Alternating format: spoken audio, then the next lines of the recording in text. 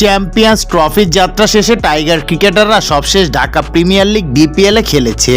ঈদের ছুটিতে বর্তমানে রয়েছে নিজ নিজ এলাকায়।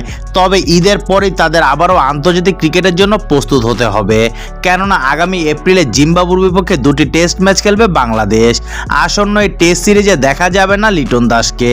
পাকিস্তান সুপার লিগ পিএসএলে দল পাওয়ায় লিটনকে পুরো আসরের জন্য ছাড়পত্র দিয়েছে বিসিবি, যে কারণে টেস্ট সিরিজে দেখা যাবে না তাকে।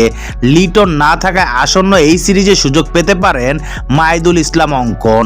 গেল বছর দক্ষিণ আফ্রিকার বিপক্ষে টেস্টে অভিষেক হয়েছিল এই ক্রিকেটারের, তবে প্রথম টেস্টে নিজেকে প্রমাণ করতে পারেননি তিনি। জিম্বাবুয়ের সঙ্গে সিরিজে লিটন না থাকায় উইকেট কিপার ব্যাটার হিসেবে দেখা যেতে পারে অঙ্কনকে। সবশেষ বিপিএল চলমান ডিপিএল সবখানে রানের মধ্যে আছে উইকেট কিপার ব্যাটার। জাতীয় দলে নিজের জায়গা পাকা করতে এই সিরিজ তার জন্য হতে পারে বেশ গুরুত্বপূর্ণ।